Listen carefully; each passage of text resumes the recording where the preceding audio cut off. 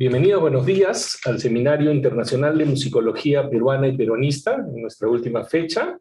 Vamos a empezar con la primera mesa del día de hoy, que es temas de reflexión teórica o metodológica. Vamos a tener 4 presentaciones el día de hoy.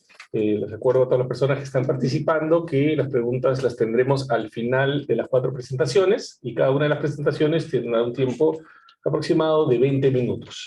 Hoy día tendremos a Carlos Mancilla, de ONDAR, con la ponencia del sonido a la música, de la música a la musicología, de la musicología hacia dónde.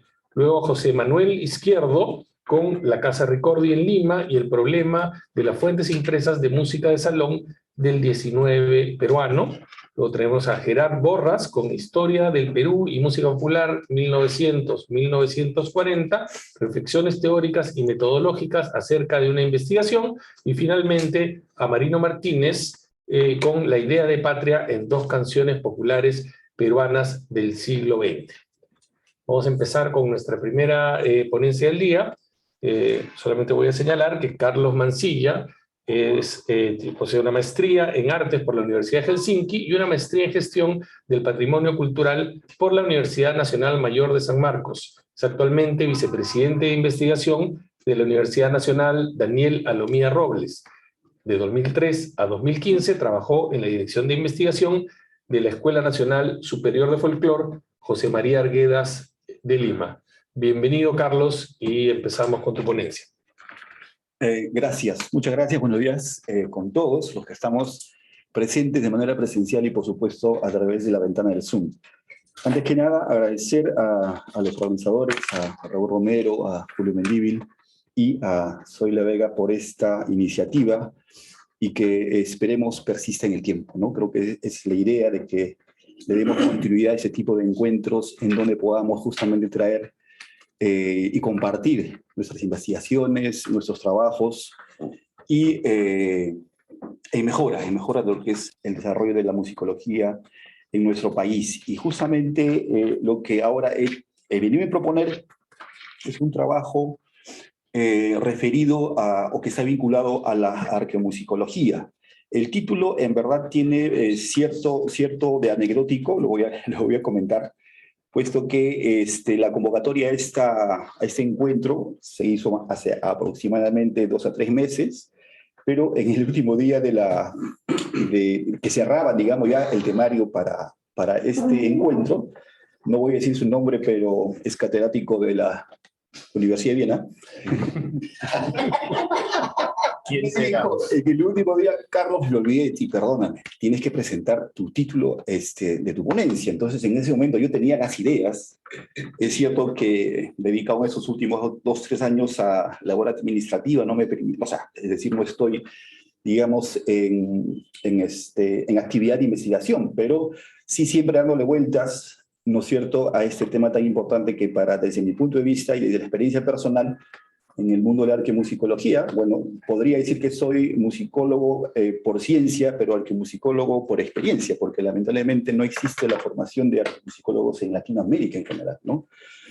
Bueno, entonces propuse este tema que justamente me viene dando vueltas. ¿Por qué? Porque a raíz, y voy a empezar acá con mi intervención, es que, bueno, las motivaciones, ¿no? Es justamente por la experiencia personal que tuvimos entre el año 2004 y 2008 en el Museo Nacional de Arqueología, Antropología e Historia del Perú. En ese año, entre esos años, se llevó a cabo el proyecto Guayaquepa, en convenio, o gracias al convenio que suscribieron la dirección,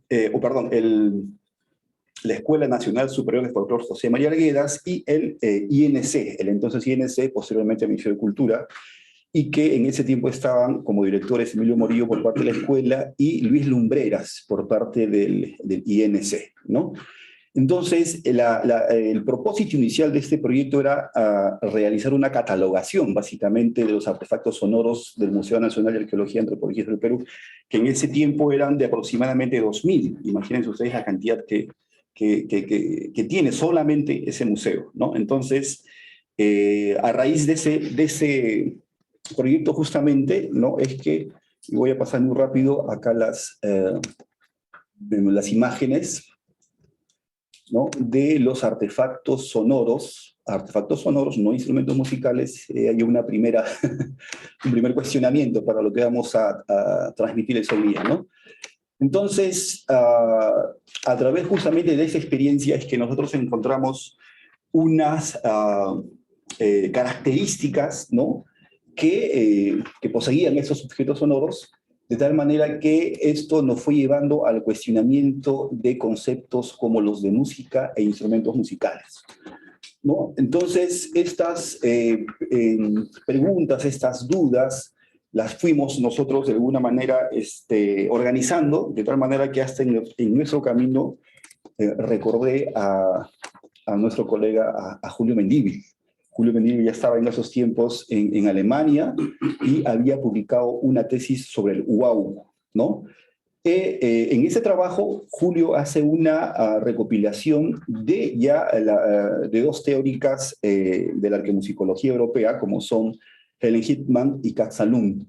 Entonces, Julio en su introducción, hace un recuento de las propuestas que hacen estas arqueomusicólogas europeas, ¿no?, de tal manera que nos dan las primeras ideas respecto a o respuestas, en todo caso, a esos cuestionamientos, porque ellas justamente preferían hablar de artefactos sonoros u objetos sonoros que de instrumentos musicales, ¿no? Entonces, ante la variedad que nosotros habíamos encontrado en esos objetos que nosotros estábamos trabajando en el Museo de Arqueología, ¿no?, es que también empezamos nosotros a buscar otras respuestas, ¿no?, que dieran solución justamente al concepto de música, ¿no? Entonces, vamos a ver después de dos propuestas interesantes de John Blackie y Steven Feld, pero de repente un poco a partir de esta experiencia que nosotros tuvimos en este proyecto, ¿no?, ver cómo en los años 40 y todavía en la época de Tello, ¿no?, es que le daban importancia. ¿Cuál es el nivel de importancia que se le daban a los artefactos sonoros arqueológicos? Pues ninguna. Simplemente la intención en esos tiempos de la arqueología, justamente por este concepto vago, mínimo, de lo que para ellos era la música en el antiguo Perú, es que los objetos sonoros eran restaurados solamente con propósitos estéticos, con propósitos de recuperar la forma externa del instrumento, pero no su principal característica, que era el sonido, ¿no? Entonces, acá vemos, por ejemplo, la restauración que desde el proyecto llevamos a cabo para recuperar justamente el valor para nosotros más importante, que es el sonido, ¿no? Y en ese proceso encontramos, por ejemplo, que esos objetos como las antaras de cerámica de la cultura nazca eran unidos con trozos de madera, con trozos de cartón, de papel periódico, en fin, ¿no? Entonces, nosotros vimos en esto la oportunidad también para hacer registros audiovisuales, ¿no?, tanto del proceso de la restauración como de lo que nosotros encontramos internamente en cuanto ya a la construcción de estos objetos sonoros, ¿no? Y justamente parte de esa concepción que se tiene sobre el mundo o sobre la música, ¿no?, entre comillas, en el mundo prehispánico, este es un clarísimo ejemplo.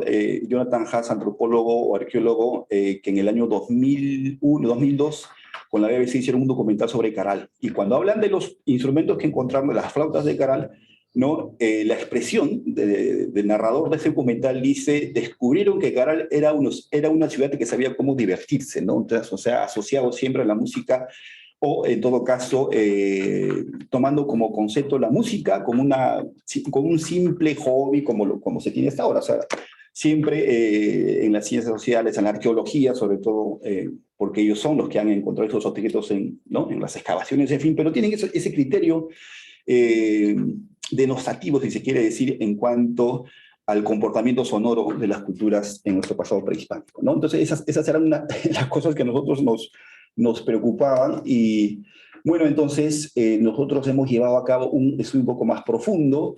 Aprovechamos la presencia en esos tiempos de la Universidad de Bali para hacer algunas radiografías, en este caso de botellas silbadoras, también de las antaras de cerámica, y con características, o sea, para ver también cómo eran las características formológicas internas, porque evidentemente eso tenía implicancia en el resultado acústico, ¿no? Que además era preconcebido en esos tiempos. Igualmente,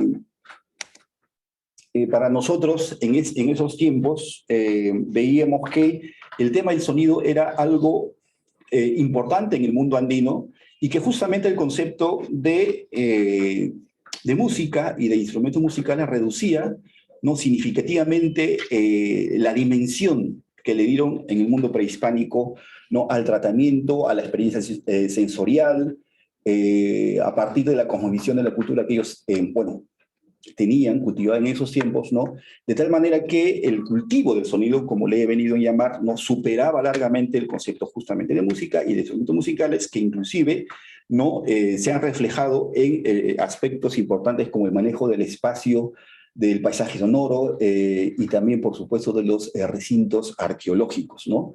Bueno, el caso más emblemático es, por ejemplo, el de Chavín, ¿no?, donde conducían el agua.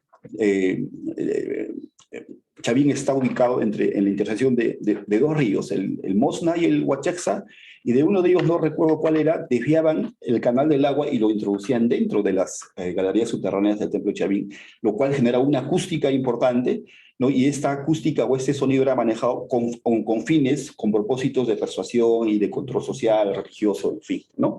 Entonces, si nosotros hablamos de la música andino prehispánico, vamos a ver justamente aspectos o sea, de la manera como el hombre andino utilizaba el sonido, ¿no? Y con qué fines. Bueno, esas son las galerías de Chavín y estas son las trompetas que el año 2001 John Rique encontró. Y lo importante no solamente del objeto sonoro, sino cómo, en este caso, la iconografía, esa iconografía en bajo relieve, ¿no?, y por la calidad, pues se entiende que el sonido era un aspecto importante en la vida del hombre andino prehispánico. Con lo que respecta a nosotros, hicimos un estudio bastante minucioso sobre las antaras de la cultura nazca, ¿no?, de tal manera que encontramos en este estudio justamente ese tipo de características, ¿no? En lo que representa el teclado, ¿no?, está digamos, la afinación en cents del sistema temperado, y en la parte superior, la primera columna de colores, están los intervalos que son diferentes, aproximados, pero diferentes al sistema temperado occidental, ¿no? Entonces, este tipo de afinaciones son las que justamente a nosotros nos hacían preguntarnos, ¿no? ¿Cómo es que ellos estructuraban sus intervalos? Y esos, evidentemente, diferentes a la concepción occidental, ¿no? De tal manera que los conceptos de consonancia, de afinación, en fin, ¿no?, respecto al sistema temperado occidental, pues no eran exactamente los mismos, ¿no? Entonces, por ejemplo, en este caso acá estamos viendo las octavas, y bueno, las que contienen, digamos, esta antara, y estas pues son diferentes unas de otras, ¿no? Igual acá en los intervalos de las quintas, y así. Entonces, ¿qué cosa nosotros habíamos empezado a establecer? Que justamente lo que existe en nuestro universo es el sonido, ¿no? El sonido es universal. ¿Y qué pasa? Que las distintas culturas del mundo son las que han dado respuestas diferentes a este fenómeno, que es universal. En el caso de Europa, desde Grecia, le dieron justamente o definieron esa experiencia que tuvieron hacia el sonido como música, ¿no? Y de la música es que justamente nace la musicología. Ya todos, bueno, los discursos que ya se han dado en estos 2 días, en este encuentro, ya creo que está de más explicar o definir qué es el concepto de musicología, pero esa musicología evidentemente era contextualizada a lo que hacía Europa a nivel de su producción musical. Y posteriormente nace la etnomusicología, pero la musicología como un derivado de lo que era la musicología comparada, que también todos sabemos cuál ha sido el proceso. En el caso de la etnomusicología estaba, bueno, el origen que tiene posterior a inicios del siglo XX, ¿no? Y bueno, Alan Merriam creo que es uno de los pioneros respecto a esta definición. Y en el caso de la musicología comparada era, bueno, pues en esos tiempos era más por curiosidad y por una un análisis pues somero, descriptivo, pero nada importante de lo que era la música, digamos, en otras partes del mundo, ¿no? Y bueno, y posteriormente ya tardíamente nace la arqueomusicología en Europa, ¿no? Que tiene que, o que tenía que ver más desde nuestro punto de vista con una arqueología del sonido. Y bueno, esa parte de esta búsqueda nos llevó también a hacernos preguntas respecto a cómo eran las definiciones, ¿no? Digamos, locales. Entonces encontramos en este diccionario de González Holguín, ¿no? Definiciones asociadas al sonido, no a la música, ¿no? Por ejemplo, Wajachini, hacer sonar o tañer, Wajan, cantar las aves, Wajaini, su canto o bramido, Wajachini, hacer llorar. Todos con esta base, con este específico del Waja, ¿no? Que ahora nosotros lo asociamos en el mundo andino a llanto, ¿no? A llorar. Y bueno, estas ideas fueron compartidas con Fernando Nava de la Universidad Autónoma de México, y curiosamente él también en un correo, estamos organizando el segundo Congreso Internacional de Etno y Arqueomusicología el próximo año con la UNAM y con la UNTREF de Argentina. Entonces en esas coordinaciones manifiesto esta inquietud. Y me pareció súper importante esta respuesta por parte de Fernando Nava, ¿no? Dice, celebro que coincidamos en reconocer la importancia de la etnolingüística, a la vez que comparto las inquietudes que usted manifiesta en relación con las categorías europeas, por lo demás, muy válidas en su contexto, y su aplicación automática en las realidades amerindias del pasado y aún del presente. Confieso que no he llegado a ser, pero bueno, nunca es tarde para enmendar. Me permito citar un caso mexicano en la lengua perúpecha, por ejemplo, ¿no? Los términos para los que solemos traducir como música tienen como radical el elemento Q, cuyo concepto básico referencial es sonido, ¿no? Sí, gracias. Entonces, desde nuestro punto de vista, voy a pasar un texto, eso creo que me parece es un poco más ilustrativo, ¿no? Es un concepto personal, estamos haciendo un trabajo reciente, o bueno, ya inclusive hemos publicado al respecto, ¿no? Es respecto a lo que desde mi punto de vista es el patrimonio sonoro arqueológico. Existe un patrimonio sonoro arqueológico, ¿no? Entonces dice, existe un patrimonio sonoro arqueológico cuya presencia e importancia no son aún advertidas por las ciencias sociales, igualmente por la gestión cultural de nuestro país.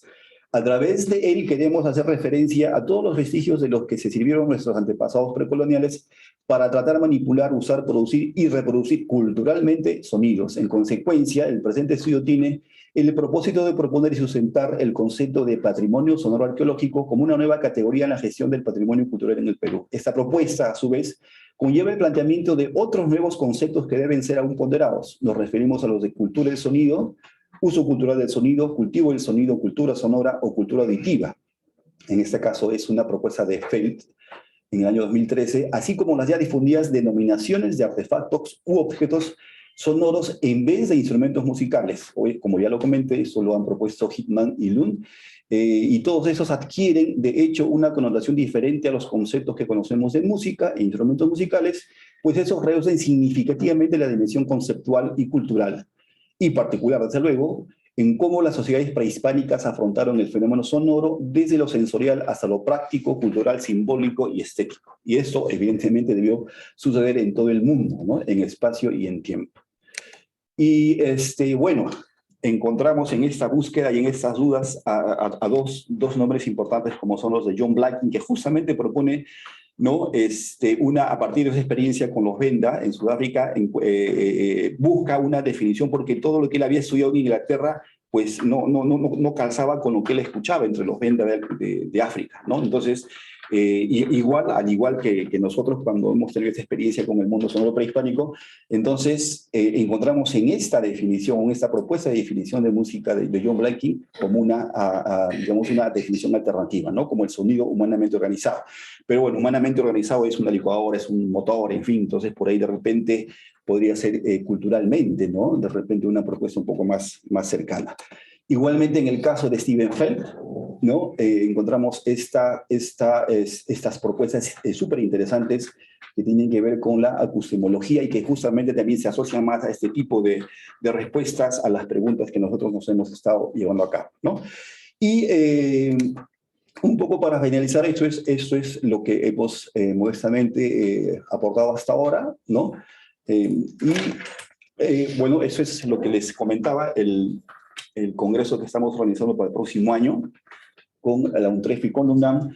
Y antes de finalizar, bueno, les quiero decir que no he llegado a conclusiones en esta ponencia. ¿Por qué? Porque me gustaría que las conclusiones las hagamos todos justamente a partir de la reunión que vamos a tener en esa tarde, ¿no?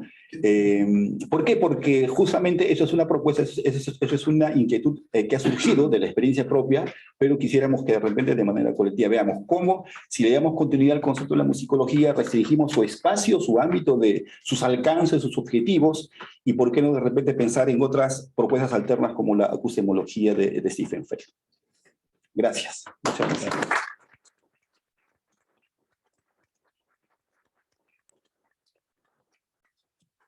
Bueno, muchas gracias, Carlos, por tus aportes. Les recuerdo a todos que las preguntas las vamos a llevar a cabo al final de las 4 presentaciones.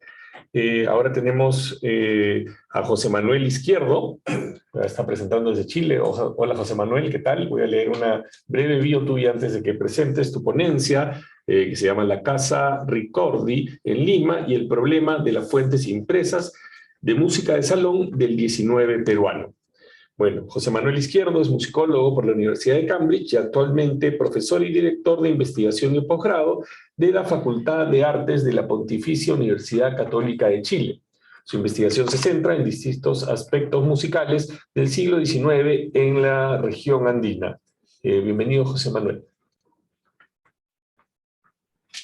Hola, muchas gracias. ¿Me escuchan bien? Primera pregunta. ¿Sí? Sí. Súper. Entonces voy a tratar de presentar. Un segundo.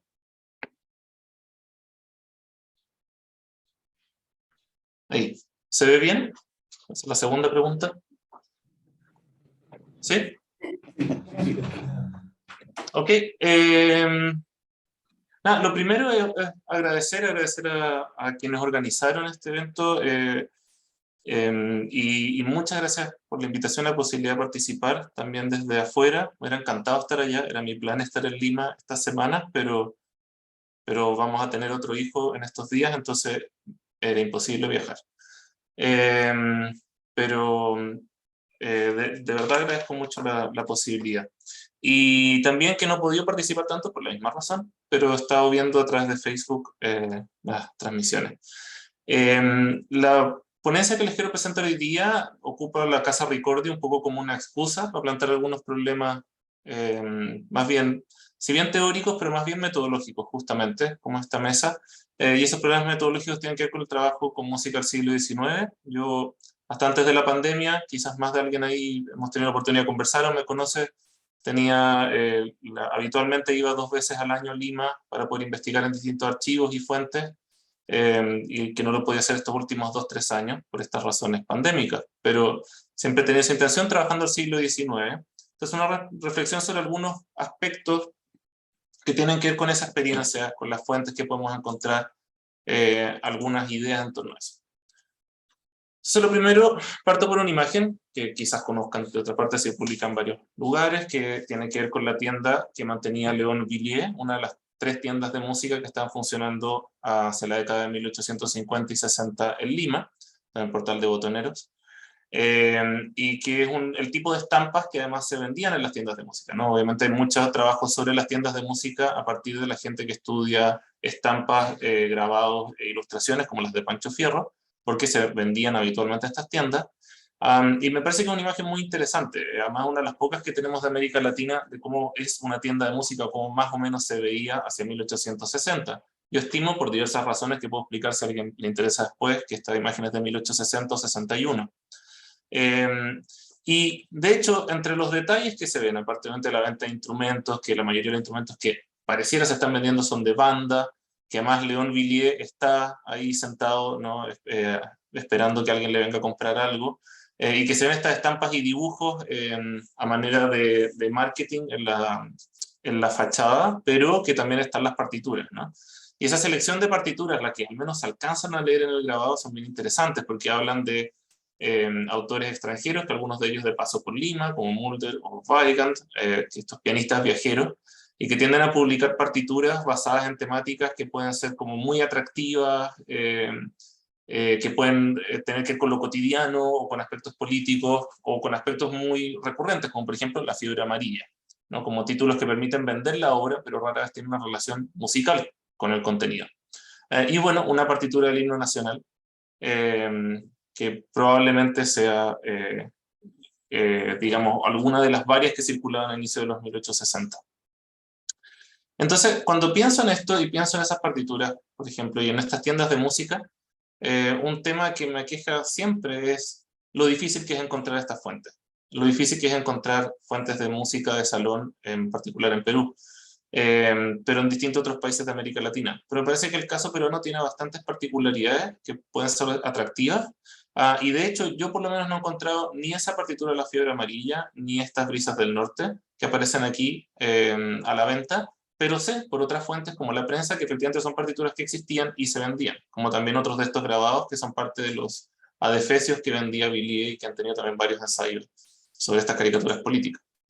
En este tema me parece que es bien importante porque cuando pensamos en fuentes y música del 19, como plantean algunos artículos, creo que hay que hacer una distinción de periodos, ¿no? Y si bien las fuentes de la primera mitad del siglo XIX continúan la tradición colonial de ser sobre todo fuentes manuscritas, en la segunda mitad del 19 en toda América Latina tienden a ser fuentes de música impresa. Y en realidad para la primera mitad del siglo XIX y música manuscrita, toda la región andina tiene un volumen importante de fuentes asociadas a, obviamente, el mundo católico, pero también en algunos casos archivos nacionales. Y estos casos excepcionales, que me parece que hablan mucho de lo que pudo haber circulado y se perdió, como esta, ya a esta altura un poco famosa lista de las obras que compuso Pedro Jiménez Abril en la primera mitad del siglo XIX en Perú y Bolivia, y que da cuenta de sus sinfonías, misas, cuartetos y otro tipo de obras, incluyendo canciones, y que hemos podido encontrar en distintos archivos y en distintos lugares, incluyendo varios en Lima. Pero que también es un poco una excepción a la regla. O sea, son partituras que podemos encontrar, que como saben los últimos 20 años se han ido rescatando, pero la gran mayoría de lo que sabemos por la prensa y otras fuentes que existió no se encuentra disponible. Y eso es importante porque los esfuerzos de catalogación nos han permitido ir identificando algunos compositores, algunas tendencias, algunas fuentes, como por ejemplo el trabajo que iba haciendo Alejandro Vera sobre copistas entre Chile y Perú, de lo que algo habló ayer, aunque habló de otros temas, pero parte de su trabajo. Y por ejemplo, eso ha sido bien relevante en identificar la obra de José Bernardo Alcedo, que cada vez tiene más gente que la estudia y también interpretaciones, y que la catalogación, tanto de los archivos de los fondos de la Biblioteca Nacional en Perú, como los fondos de instituciones religiosas en Chile, ha permitido identificar en torno a 80 obras, identificar justamente cuáles son sus manuscritos o no, y de qué versiones y de época. Entonces hay un trabajo importante ahí. Y yo en eso pongo esta foto, bueno, debe estar Zoila por ahí, aparte de la foto, en que también agradezco muchas veces, para quienes venimos de otros países, que en Perú la acogida a varios archivos y bibliotecas a poder revisar los materiales, entrar a los depósitos e ir un poco más allá, sobre todo con el paso del tiempo y generando las confianzas que siempre tiene que haber entre historiadores y quienes dirigen los archivos. Y creo que esa oportunidad ha sido interesante. Mostrar esa foto, que es de los depósitos de la Biblioteca Nacional del Perú, porque justamente luego de esa visita empezó todo un proceso de descubrir varias cajas de partituras manuscritas del siglo XIX que no han sido todavía del todo catalogadas, y que no hay un inventario público para consultarlas, y que han dado cuenta de obras como por ejemplo un manuscrito muy temprano del himno nacional de Perú, que probablemente corresponde a la década de 1840, y sorpresas de otro tipo, pero también hay un importante número de partituras y álbumes que pertenecían a bandas. Y sabemos que la música de banda era muy importante en Lima por varias razones hacia mediados del siglo XIX, puesto que las bandas, aparte de participar en teatros y en retretas, también participaban en la Plaza de Hacho. Entonces hay una circulación de repertorios muy importante y un diálogo de esos repertorios. Y esto, encontrar álbumes completos con partituras para bandas de mediados del siglo XIX manuscritos, es algo que yo por lo menos no he podido ver en otras partes de América Latina. También hay pocos en general en Europa y Estados Unidos. Y estamos hablando hasta donde se pudo empezar a inventariar un primer inventario de la colección de estos manuscritos del 19 en la Biblioteca Nacional en Lima, en torno a 1500 a 1600 de estos grupos de partituras. Estamos hablando de fuentes muy importantes. Pero eso genera una sensación que me parece metodológicamente interesante, que es, si comparamos con otros archivos de América Latina y otras bibliotecas nacionales, el grueso de las fuentes del siglo XIX que encontramos son más bien las partituras impresas, ¿no? Entonces se han definido por la mayoría como música de salón, que es las partituras impresas que van circulando sobre todo ya desde la década de 1850. Y que es tanto su volumen en la mayoría de los países latinoamericanos que un poco ha marcado la pauta como de lo que imaginamos de la música del siglo XIX. Juan Francisco Sanz hizo mucho trabajo muy interesante al respecto y así que también ahí lamentamos mucho su partida porque realmente también estaba trabajando sobre ese problema, ¿no? La música salón y cómo la hemos construido en base a esta imaginación que nos dan las fuentes que poseemos. El caso chileno es así. En Chile tenemos muchísima más fuente impresa de salón de lo que tenemos manuscritos del 19. Y por tanto eso nos genera una perspectiva. Y lo que ha empezado a ocurrir también es que, en mi experiencia, tenemos un volumen importante también de música peruana, impresa en Perú, pero circulada en Chile en las fuentes chilenas. Pero mi trabajo en poco más de una década visitando Lima permanentemente y trabajando en archivos, las colecciones catastradas de música de salón públicamente disponibles son notoriamente bajas para el estándar de América Latina. O sea, sabemos que se imprimía y circulaba mucha música en Lima, muy poca de esa música está disponible, sobre todo aquella anterior a 1900 o 1910, en que el volumen aumenta muchísimo con correcciones como la de Holzman en la Biblioteca Nacional. De hecho, estas dos que les estoy mostrando aquí son de la colección de la Universidad de Chile, acá en Chile. Y que voy a mencionar un poco aspectos de por qué es esa circulación. Ahora, la Biblioteca Nacional en Perú ha ido haciendo un ejercicio interesante de digitalización de partituras. En este minuto van 418, lo volví a cotejar ayer. Pero esas partituras que están siendo digitalizadas justamente refuerzan esa idea. La mayoría son partituras de la primera mitad del siglo XX y muy poco material parece estar funcionando públicamente, al menos de la segunda mitad del XIX. Y esas pocas que están circulando son muy interesantes, las que se encuentran. Pues hablan a través de su iconografía de procesos relevantes, sobre todo en Lima hay una tradición muy importante de la habanera que tiene tremenda relevancia en todo el Pacífico americano, y también cómo eso funciona y circula, creo que hay muchas posibilidades de investigación ahí. Y también de cómo estos distintos, por ejemplo, repertorios se van construyendo, como esta interesante que el Amazonas que está dedicada a las señoritas de la Estudiantina de Lima. Entonces, ¿por qué digo que voy a ocupar la Casa Ricordi un poco como excusa para hablar de estos problemas? Porque me parece que la Casa Ricordi se ha estudiado poco, y es un ejemplo bien interesante de los procesos de cómo funcionan las casas de música y la edición de partituras en Lima a mediados del siglo XIX. La Casa Ricordi tiene una historia bastante particular. En general, la misma libros de historia sobre la Casa Ricordi en Milán no dan cuenta de esta sede en Lima, aunque todos los documentos oficiales en Italia y en Perú señalan que es una sucursal de la Casa Ricordi en Italia y que es, por tanto, medio siglo anterior a la más famosa, que es la de Buenos Aires. La historia, por lo que he podido trazar en fuentes de Perú y de Italia, es que en 1842 Antonio Neumann, que luego vivió en Guayaquil, ¿no?, y escribió el himno nacional de Ecuador, era el editor principal por 10 años de los arreglos de ópera de la Casa Ricordi. Hizo más de 500 arreglos. Y luego llegó con una pequeña compañía de ópera a Guayaquil ese año y tras una epidemia de fiebre amarilla terminaron en Lima meses más tarde. El año 47 Neumann es financiado por un grupo de privados en Lima por una suscripción para contratar por primera vez, es la primera vez que se hace, una compañía directamente en Italia para trabajar en Chile y Perú por 2 años. Inocencio Ricordi, uno de los hijos del editor Ricordi en Milán, llega como un bajo de la compañía y a los meses de la llegada decide abrir esta tienda de música en Lima. Es bien interesante el caso de cómo funciona porque antecede muchos otros proyectos que se dieron más conocidos, como los de la Casa Niemeyer en Valparaíso, en varios años. Y el modelo que instala Ricordi es, como señala atrás de la prensa, solicitar manuscritos que la gente le entrega, los manuscritos se envían a Italia y se traen de vuelta desde Italia litografiados en la cantidad de copias necesarias.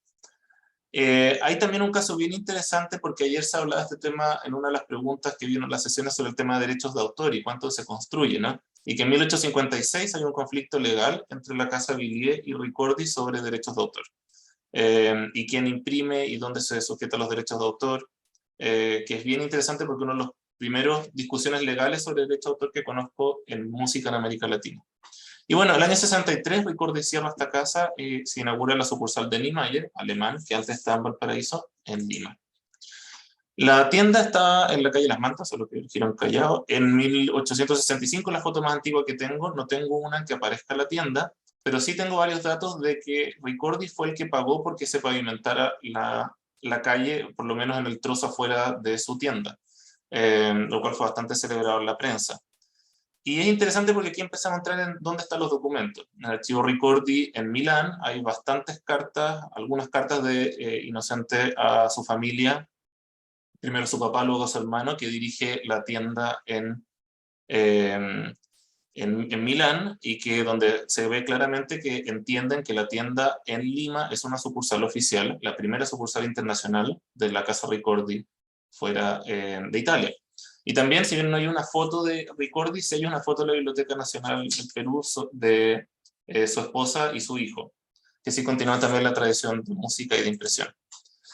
Y las fuentes que salieron de la Casa Ricordi, que sabemos son muy interesantes, como por ejemplo esta colección de 4 zamacuecas, que es la colección más antigua de zamacuecas impresas que yo conozco, incluye zamacuecas, sanguarañas y zamacuecas teatrales, y que Ricordi además era el principal vendedor de los dibujos de Pancho Fierro, entonces también se ve una conexión ahí, como se ve en el grabado que está arriba, y es bien interesante porque además señala como primera locación, ¿no?, Lima en la portada, y más abajo, ¿no?, Milán y Florencia como sucursales. Varias de estas partituras Innocente Ricordi las mandó a imprimir desde Lima, se imprimían en Milán y volvían, pero las fuentes yo no he encontrado ninguna sola impresa por Ricordi en algún archivo en Perú. He encontrado, sin embargo, muchas en Italia, como mencionaba. Luego, no sé, me quedan 5 minutos, pero estoy bien. Esto de los archivos internacionales para encontrar fuentes peruanas ha sido muy importante para mí. Tal como mencionaba con la partitura anterior, el archivo en Italia ha sido muy importante para encontrar partituras impresas a solicitud de editoriales peruanas.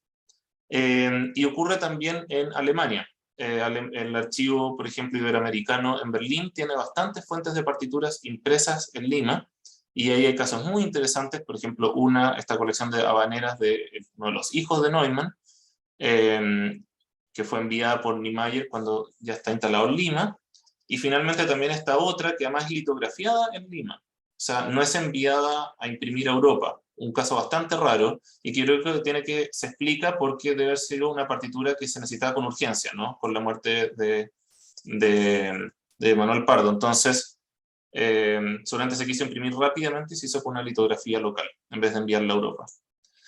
Y también pasa con estas colecciones que se imprimían para varios lugares a la vez. Por ejemplo, eso ocurre con esta importante colección de bailes nacionales para el piano, que sí hay muchas fuentes en Bolivia, en Perú y en Chile, y que claramente fue diseñada para ser vendida en los distintos países de manera, digamos, como regional, y no solo como nacionales de un solo país.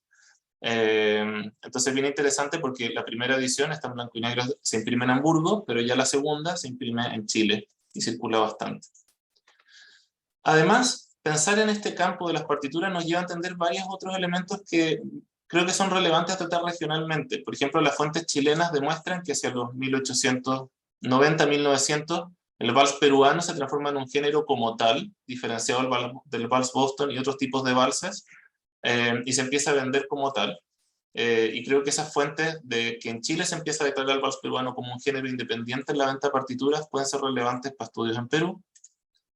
Pero también cómo estas fuentes, que de nuevo no están en Perú, sino que están encontradas en otros archivos, pueden reflejar elementos de la música peruana y limeña que están quizás quedando fuera por esta ausencia de estas fuentes, al menos en archivos públicos. Y menciono dos casos nomás. Por ejemplo, esta partitura sobre la montaña de Pedro Fernández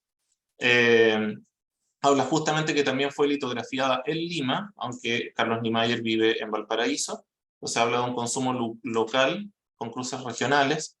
Y esta otra que es, aunque es impresa afuera, ¿no? Una partitura de Gottschalk, impresa en Alemania, el timbre de la venta es de la tienda de música Rebagliati en Lima. Entonces, estas fuentes en otros países nos pueden dar muchas luces sobre qué está ocurriendo en la música en Lima, aunque no tengamos tantas fuentes en Lima mismo sobre su práctica musical.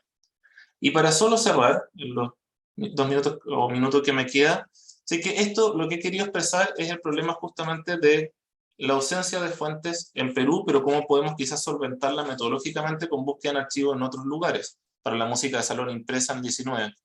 Pero también en los últimos años lo que he intentado hacer es revisar otros tipos de fuentes que pueden hablar de otros procesos musicales, y ahí sí me he encontrado con sorpresas interesantes, que en Perú destacan particularmente con archivos de la región.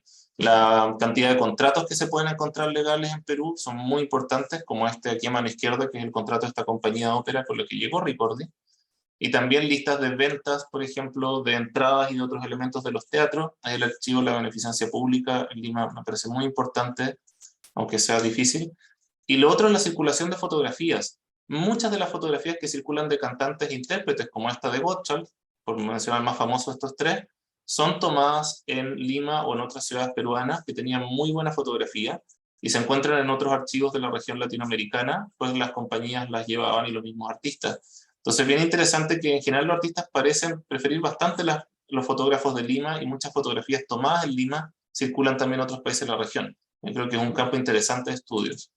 Así que finalmente, y para cerrar, con esta ponencia lo que he querido dar un poco algunas luces de un problema metodológico de largos años. En fondo, para hacer un resumen, que la música de salón impresa en el siglo XIX es una fuente tremendamente importante, que sabemos que mucha música se imprimía o se mandaba a imprimir desde Lima, pero que en Lima y en archivos de Perú, hasta donde yo sé públicamente, hay muy poca de esta material publicado, catalogado o referenciado para poder ser investigado, y que metodológicamente yo, por lo menos trabajando este repertorio, he tenido que considerar mucho más archivos fuera de Perú para poder estudiarlo, que han dado fuentes importantes y materiales importantes para posibles investigaciones.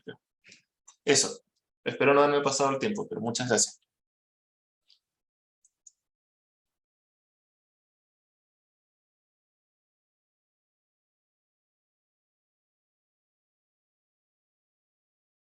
Saludos desde Lima. Vamos a pasar a la tercera ponencia del día con Gerard Borras, que va a presentar Historia del Perú y Música Popular 1900 a 1940, reflexiones teóricas y metodológicas acerca de una investigación. Gerard Borras es doctor de la Universidad de Toulouse y profesor emérito de la Universidad de Rennes en Francia.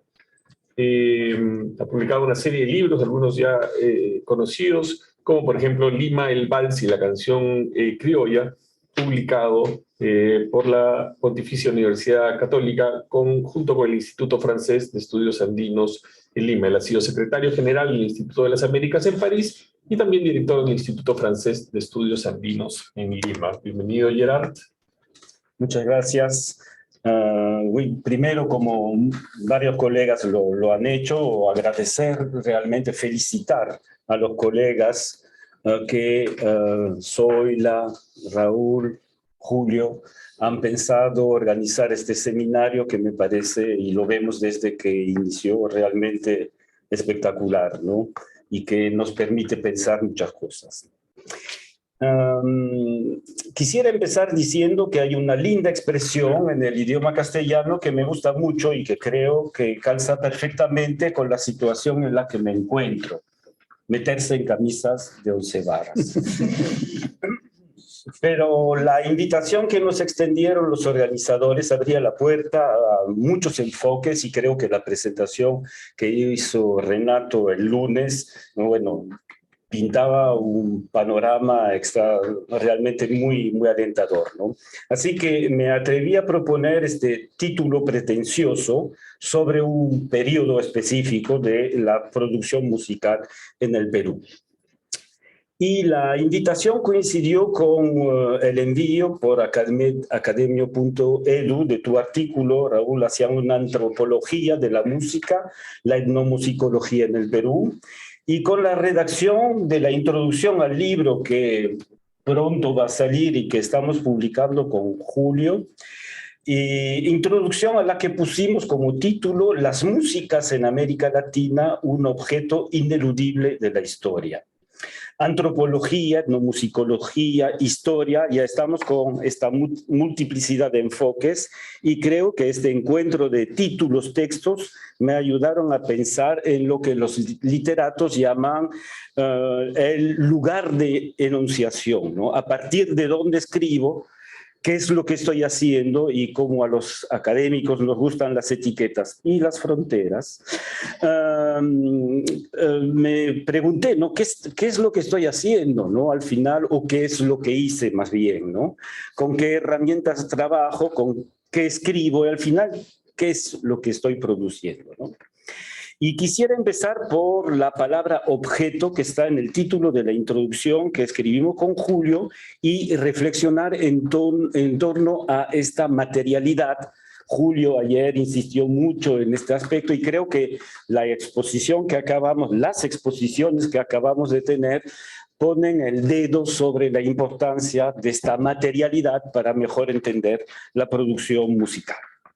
Desde bastante tiempo, yo diría desde que trabajo temas musicales, he recurrido a los objetos, a lo material, y varios de los colegas con quienes yo estaba dialogando, varias veces criticaban esta postura que veían como un rezago de la historia positivista, como si lo conceptual, lo teórico y en todo caso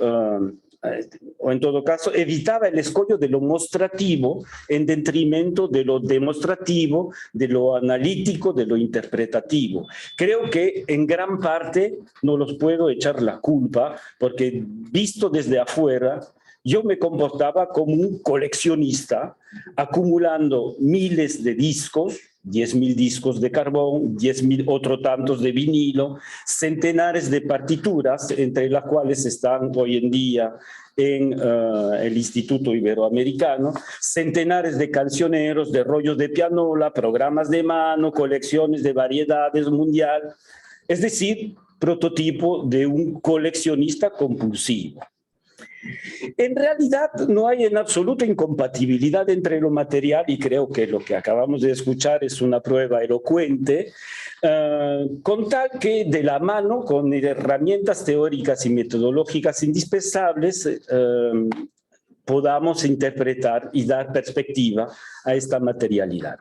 Yo estaba pensando antes de venir en Lévi-Strauss, que estaba fabricando en medio de la selva, y lo cuentan Le Cru et Le Cuit, el crudo y el cocido, cómo fabricaba pequeñas cosas para mejor entender la complejidad de los mitos que estaba tratando de entender, ¿no? Entonces, ¿cómo fue, perdón que lo cuente así, cómo fue este encuentro con lo material? Se lo debo a Marie-Charlotte Arnaud, una arqueóloga mayanista de mucha fama en Francia en su especialidad, con la que tuve la suerte de trabajar durante 2 años en Toulouse, en el Centro Nacional de la Investigación, en los años 90, cuando estábamos trabajando en un grupo sobre sociedades indígenas de América Latina. Ella me mostró cosas fascinantes de metodología de arqueólogos, cómo a partir de un objeto llegaban a reconstituir siempre y cuando se trabajaba el objeto con mucha minucia, con mucha atención y cómo se lo ponía en un contexto específico. Estas técnicas o enfoques, manera de tomar en cuenta los objetos, fueron fundamentales en la investigación que realicé entre 1990 y 2000 sobre la organología aymara del altiplano peruano-boliviano, organología fabricada en su inmensa mayoría por los artesanos siculuriri de la comunidad de Hualata Grande, que vendían hasta Arequipa, hasta Cusco, y realicé varios trabajos de campo recopilando una vez más decenas, por no decir centenares de aerófonos, discutiendo con clientes, pueblos, artesanos, para tratar de entender una producción organológica absolutamente abrumadora, ¿no? El análisis muy escrupuloso de los objetos musicales, de sus escalas, de su uso en el contexto de la cultura, como diría Miriam, me permitieron sacar informaciones y conclusiones que ponían en tela de juicio varios de los prejuicios todavía muy en boga en Bolivia en esta época, como estela de las desigualdades raciales que habían acuñado mis famosos compatriotas Gustave Le Bon, Vacher de la Puge y otros, ¿no? El inmovilismo, lo estático de la cultura, y tratándose de los artesanos y de los músicos, su incapacidad casi biológica en manejar correctamente una escala diatónica, ya que varios de sus instrumentos no coincidían con el modelo de esta escala, ¿no? Y en particular, este trabajo material lo hice sobre estos objetos que he traído, entonces ya pueden decir, no sirve para pegar.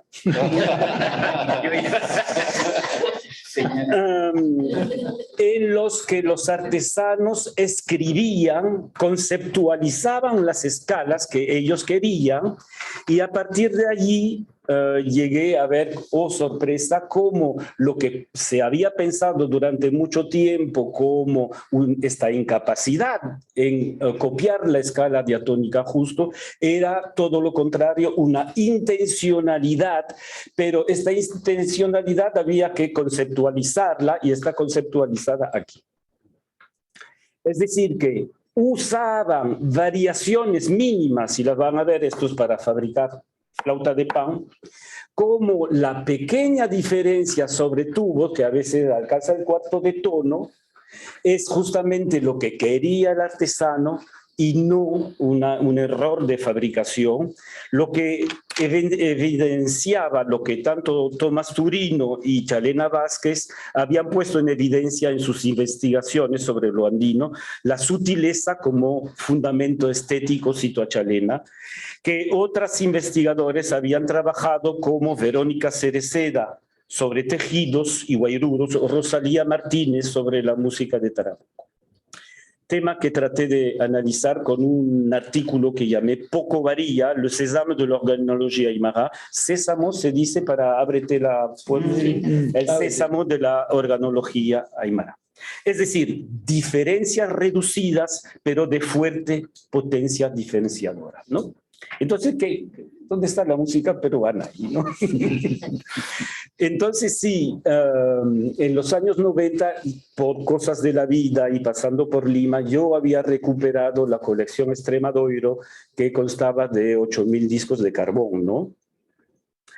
Y tuve que presentar la habilitación, este ejercicio académico francés, que es lo que permite dirigir doctorados, y que implica todo un ceremonial, y yo no podía, en mi especialidad de estudios latinoamericanos, seguir con estas escalas, no calzaba con las exigencias de la disciplina. Entonces uno de mis colegas, tutor de mi HDR, me dijo Cancionero de Lima. Y ahí empezó la historia, ¿no? Entonces, cuando llegué acá, en los años 90, lo que dominaba de la música criolla es lo que todos sabemos, ¿no? Los morocuchos, bueno, no voy a citar la larga lista, es decir, una producción musical de Sambo Cabero, Óscar Avilés, Chabuca Granda sobre todo, y trabajos en realidad bastante escasos, bueno, los de José Llorén, los de Raúl en la historia de la música peruana, el de Virginia Yep y otros, ¿no? Pero lo que me interesaba era el periodo anterior que yo había estudiado desde un punto de vista histórico esta vez, ¿no? Mis primeras sesiones de trabajo en la Biblioteca Nacional me permitieron medir el vacío inquietante, resultado o no del incendio, en cuanto a materiales que pudiesen ayudarme a armar el rompecabezas igual en las otras instituciones, y en aquel entonces el fondo de partituras no estaba tan asequible, ¿no? Entonces no existía todavía la fabulosa base de datos de discos de 78 de la Universidad de Santa Bárbara, y el trabajo de Richard Spotwood sobre Ethnic Music on Record de principios de los años 90 no daba todo, ¿no? Entonces fui empezando a trabajar, a recopilar, porque justamente yo no tenía las fuentes. Y es un trabajo justamente de llegar a acceder a las fuentes para poder justamente ver qué relación existía entre fuentes y discos, producción musical en general. Ahí empiezo, voy a hacer rápidamente, voy a pasar imágenes muy rápidamente para ver cómo he trabajado, ¿no?, estos objetos y qué tipos de objetos, ¿no? Paso sobre los discos, ya se ha publicado con la PUC y el IFEA varios discos, grabaciones, ediciones de archivos, ¿no?, como Montes de Manrique, como Lima y Arequipa, Martín Chambi, pero creo que volvemos a lo que dije, mirar al lado de. Muchas veces se ha ignorado lo que está en torno y que me aprendieron los arqueólogos. Es decir, que el disco sí, pero la funda de disco puede ser tan importante a veces como el disco mismo.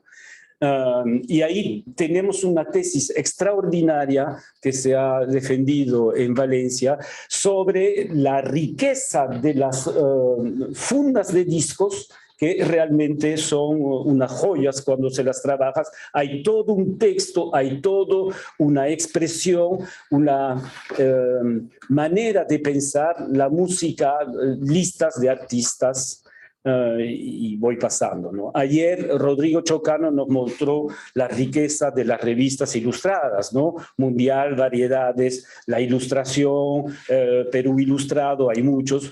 Pongo unas cuantas imágenes extraordinarias que nos permitían entender qué tipo de sociabilidad y sobre todo muchas, lo que sí habían puesto Juan Pablo González y Claudio Rolle en su historia de la música en Chile, la importancia, el rol de las mujeres en los grupos musicales, en las estudiantinas, y que encontramos en estas revistas ilustradas, ¿no? La fotografía, la iconografía como tal, es de gran ayuda para justamente llegar a entender este tipo de producción musical, sociabilidades en diferentes partes del país. Otros elementos muy difícil, repito, muy difícil de conseguir, son los programas de mano de los teatros, ¿no?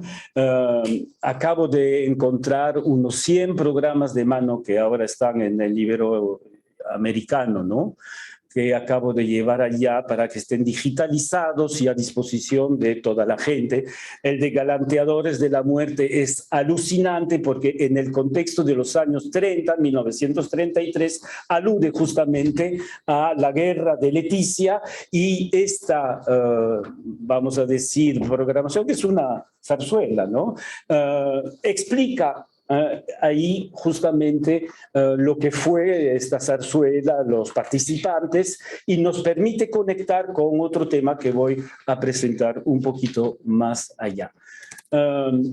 Obviamente las carteleras de la prensa, ¿no?, que nos permite evidenciar la, digamos, intensidad, ¿no?, de la oferta, primera tanda, segunda tanda, tercera tanda, en un mismo día, ¿no?, que o son otros materiales que nos ayudan mucho a entender la producción musical y dónde, ¿no? Y obviamente lo que acaba de presentar nuestro colega, ¿no? Las partituras, ¿no? Las que se presentaron, lo que presentó nuestro colega chileno, varias están en el Instituto Iberoamericano, están en la colección, son centenares de partituras que he depositado allá y que son del siglo XIX y principios del XX, ¿no? Así que están catalogadas, están siendo catalogadas y estarán a disposición 5 minutos. Claro, no voy a extenderme, ¿no? Hubo efectivamente mucha producción acá a finales del 19, principios del 20 y jalando, ¿no? Tenemos litografía, editores, autores, la importancia que puse ahí de las dedicatorias tejen una red de sentido extraordinaria. Estas partituras de la Guerra del Pacífico, ¿no? Tacna y Arica, bueno, hay muchas, ¿no? Puse cuantos ejemplos, pero nos permite entender la recepción y cómo estos elementos nos ayudan a entender lo que fue con otros elementos, estos de la Guerra de 14, Gloria a los aliados, o del otro lado, en Lima, todo esto publicado en Lima, canciones patrióticas alemanas, y sigue con Alsacia, de Carlos Freire, Le Père de la Victoire, publicado en Lima, que también nos ayudan a entender cómo el tema de la Guerra de 14 fue un impacto fuerte, ¿no? Acá en Lima. Aquí puse otro elemento que me parece muy importante y voy rápido, el primero, por favor, que son los rollos de pianola. ¿Se puede pasar? No, el primero, el otro. Un lindísimo vals criollo, y creo que su título lo dice todo: Ilusión.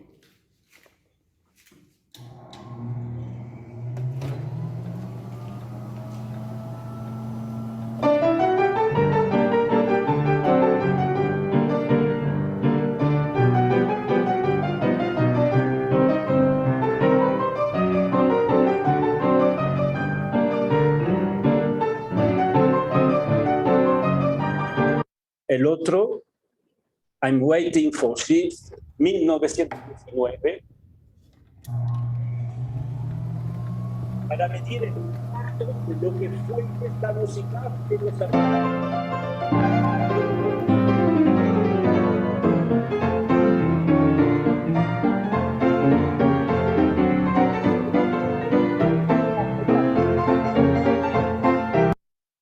Entonces, ¿no? Claro. ¿Qué es lo que yo quiero evidenciar ahí, ¿no? La importancia de estos objetos musicales, como los llaman, no instrumentos. Ya. También lo que está en torno, las cajas de rollo. Eso la puse para ti, para que veas. De Benigno Bayón Farfán no podía faltar, ¿no? Y ahí, bueno, voy metodología, teoría, ¿no? Para mí el norte ha sido este señor que es fabuloso. No hay otra manera para conocer a los hombres del pasado que la de intentar sentir sus miradas, vivir sus emociones. Creo que en nuestro campo es fundamental y él tiene dos obras fabulosas, ¿no? Que son clásicos para nosotros, el sonido y los olores, entre otras cosas, ¿no? El otro gran historiador que acaba de fallecer es Paul Venn. ¿Cómo se escribe la historia? ¿A partir de dónde escribimos la historia y con qué herramientas e instrumentos escribimos la historia? Él plantea cosas que no tengo tiempo, ¿no? Aquí para hablar, pero Jacques Le Goff, inmenso medievalista francés, nos plantea otro tema de historia y memoria, cómo se conserva, cómo la memoria colectiva va conservando huella del pasado y de la historia y de la música, que es otro tema, ¿no? Y por fin esta que me parece que ha sido otro norte, ¿no? Las divisiones culturales no se ordenan obligatoriamente según una única clasificación de las diferentes sociales, erudito popular, que supuestamente dirige tanto la desigual presencia de los objetos, muchos son de los sectores de élite y pocas en los populares, como las diferencias en las conductas. Los populares son brutos, los las élites son cultas. La perspectiva debe ser entonces la opuesta y destacar, en primer lugar, el área social, a menudo compuesta, efectivamente, los barrios limeños eran compuestos, donde circulan un conjunto de texto, una clase de impreso, una producción o una norma cultural. Partir así de los objetos, perdón que insista, formas, códigos y no de los grupos, nos lleva a considerar que la historia sociocultural vivió demasiada apoyada sobre una concepción mutilada de lo social. Y para mí, para el credo, pasar entonces de una historia social de la cultura a una historia cultural de lo social. Marc Ferro, no he terminado. ¡Qué apurados! Marc Ferro, inmenso historiador francés, creó una revolución epistemológica en Francia, haciendo ingresar al cine en la historia. Tomar el cine como tal, como fuente de la historia. Creo que es hora que los historiadores como tal, formados como tal, los hay que lo están haciendo, Jesús Osamalón lo está haciendo acá en Lima, pero en otros espacios sería bueno, que justamente se tomara la música como fuente de historia, ¿no?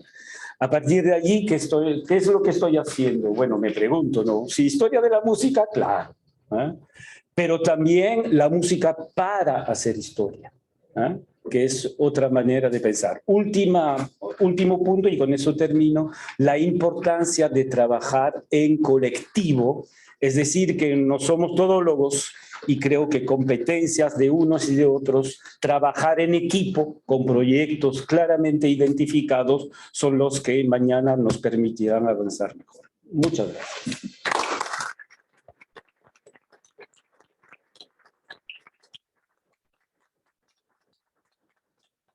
Muchísimas gracias, Gerard, por tu presentación. Lo único que te quería decir es que yo me ofrezco humildemente a ayudarte con cualquier preocupación que puedas tener con respecto a alguna adicción coleccionista que tengas. Y puedo recoger cualquier elemento por tu bien, por tu salud. Gracias. Mañana estoy en tu casa. Bueno. Gracias, Gerard, muchísimas gracias. Pasamos a la cuarta presentación del día de hoy con Marino Martínez. Él va a presentar la idea de patria en 2 canciones populares peruanas del siglo XX. Marino es guitarrista, compositor, docente e investigador. Es licenciado en Educación, Arte y Cultura por la Escuela Nacional de Folclor José María Arguedas y ha concluido sus estudios de maestría en Antropología por la Universidad Nacional Mayor de San Marcos. Es director de Yakutaki, Centro Documental de la Música Tradicional Peruana. Bienvenido, Marino. Muchas gracias. Muchas gracias, José Ignacio. Yo la verdad es que no puedo menos que agradecer la invitación de los organizadores y expresar además mi complacencia de estar aquí presente y augurar los mejores deseos a este colectivo. Mi tema es, como ha anunciado José Ignacio, el sentido de patria en 2 canciones populares peruanas del siglo XX. El propósito de esta ponencia es reflexionar acerca de las resonancias semánticas, simbólicas de la idea de patria que aparecen en 2 canciones populares del siglo XX. El Vals Contigo Perú, del compositor criollo Augusto Polo Campos, Puquio, Ayacucho, 1936, Lima 2020, y el huayno Viva la Patria del compositor andino Carlos Falconi Aramburú, La Mar, Ayacucho, 1940, Huamanga 2022.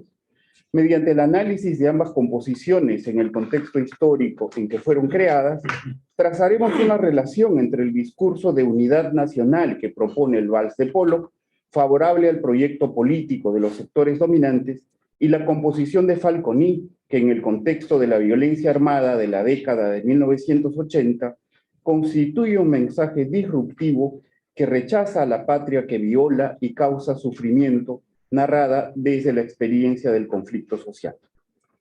Proponemos que el viaje que emprenden las canciones desde su creación hasta su establecimiento en comunidades de consumo transforman sus sentidos, y analizaremos los caminos recorridos por ambas creaciones para reflexionar sobre los significados que proyectan desde dos campos políticamente disímiles. Empezamos con Contigo Perú. Si pudiéramos, por favor, poner la primera. Muchas gracias. El origen de esta composición ha sido narrado por su propio autor, Augusto Polo Campos, un prolífico creador cuya obra ha sido llevada a las salas de grabación por numerosos artistas, cantantes y conjuntos criollos. Este vals forma parte de lo que podríamos denominar como ciclo de canciones patrióticas costeñas. Su antecedente se sitúa en 1970, cuando el presidente general Juan Velasco Alvarado le pide a Polo que componga una canción que, cito, levante a los peruanos. Cierro la cita. Pues la selección nacional de fútbol tenía que enfrentar partidos decisivos para clasificar al Mundial de México 70. 7 años más tarde, el entonces presidente general Morales Bermúdez, que lo vemos en la fotografía, toma contacto con Polo para encargarle un nuevo tema parecido al exitoso Y se llama Perú. El acuerdo se cerró con la oferta de $15,000 y el plazo de entrega de 15 días. Debido a que Polo se tardó tan solo 15 minutos en componerlo, la cifra se elevó a 20,000. A entera satisfacción del cliente, como el propio Polo cuenta. Polo dice, y eso está en un documento en YouTube, que él escribe en un café muy cercano al Palacio de Gobierno, a la espalda del Palacio de Gobierno, le toma efectivamente muy pocos minutos y él más o menos va contando. Entonces dice, somos tus hijos que nos uniremos, dice 11, ¿no? 11 minutos, y así triunfaremos contigo Perú, 12, y al minuto 13 más o menos va corriendo de nuevo hacia Palacio y hace entrega de esta composición.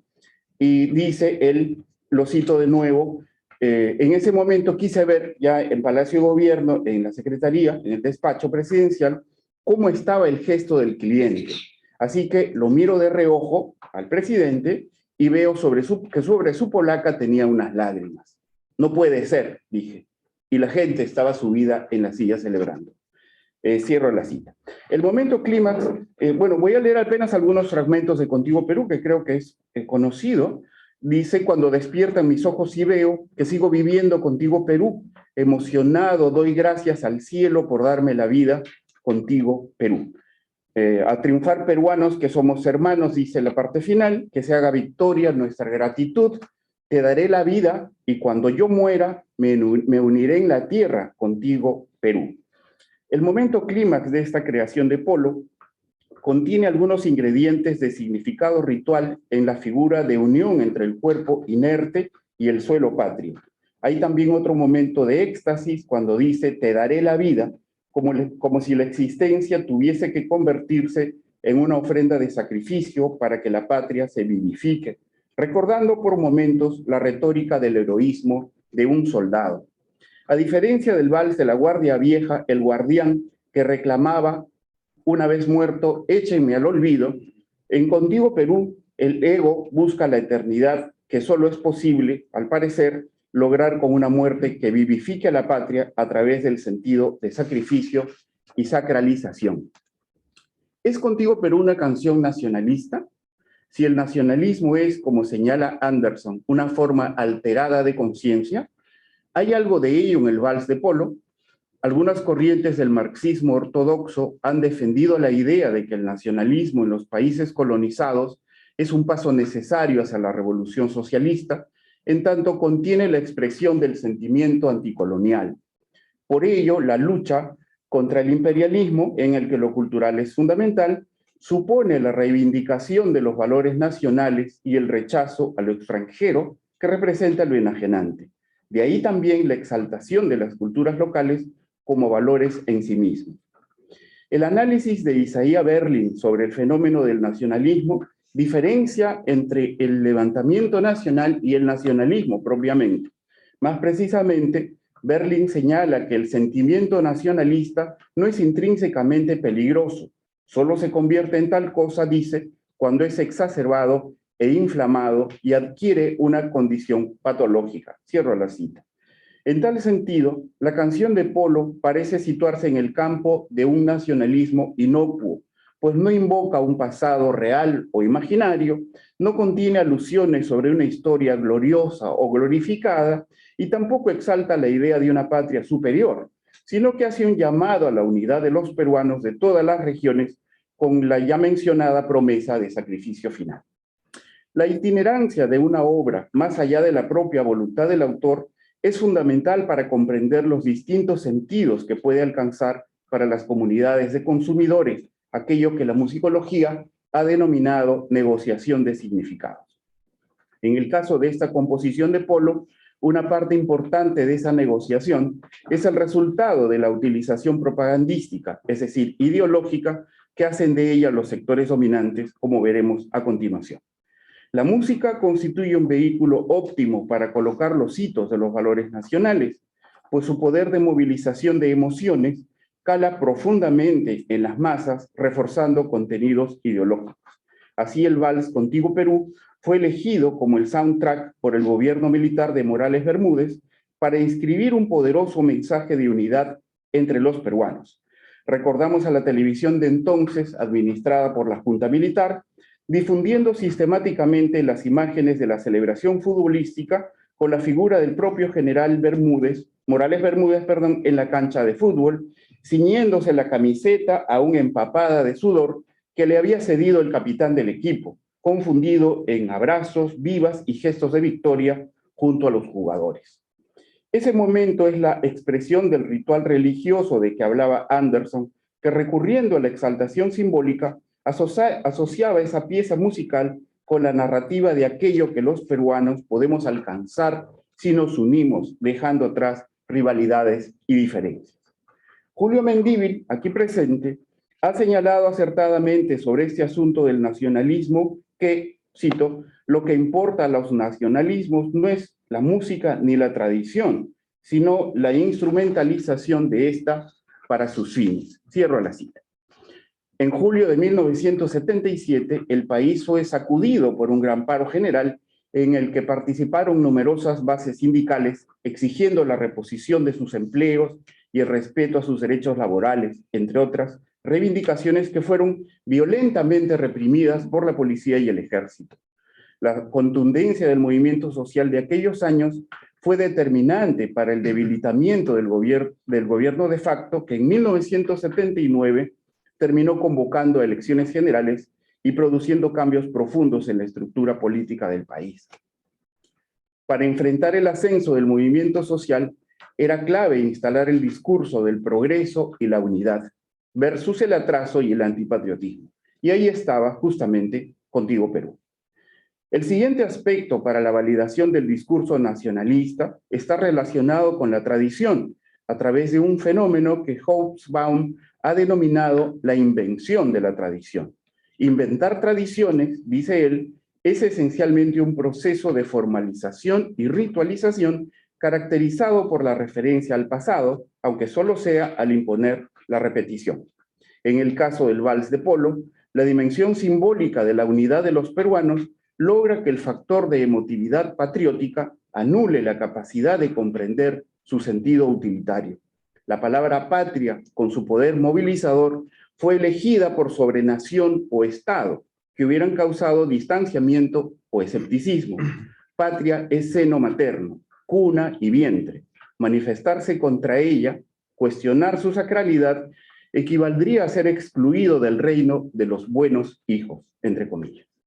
Es claro que el éxito de esta falsa dicotomía reduccionista y binaria permitió estigmatizar a los sectores sociales que reclamaban sus derechos, y en esta lista podríamos incluir las comunidades indígenas, los pueblos originarios, los sindicatos, etcétera, esa otredad peligrosa, es decir, aquellos que estaban inoculados, entre comillas, por ideologías de odio y lucha de clases, los que no aman a su patria, en suma, los antipatriotas. Una vez instalado el discurso que segmenta el campo entre buenos y malos, es más fácil acusar, aporrear y criminalizar. Este es el mismo mecanismo de exacerbación del discurso nacionalista que construyó la propaganda fascista en Europa a inicios del siglo XX. Bien, viva la patria. Oh, eso no es. Si alguien me da una mano, creo que es. Eso es, muy bien. Viva la patria es un huayno compuesto por Carlos Falconía, quien lo vemos aquí en las imágenes, en 1987. Para comprender el contexto en que fue creado, es necesario situarnos en Ayacucho, donde el conflicto armado entre las fuerzas del Estado y Sendero Luminoso producía en esos años asesinatos, torturas, desapariciones y atentados en lo que constituye la mayor escalada de violación de derechos humanos en la historia republicana. Antes de continuar, es necesario detenerme aquí para leer los versos de este huayno que fue compuesto originalmente en quechua. Aquí está la traducción, que se le agradezco a Consuelo Gerí, aquí presente. Viva la patria.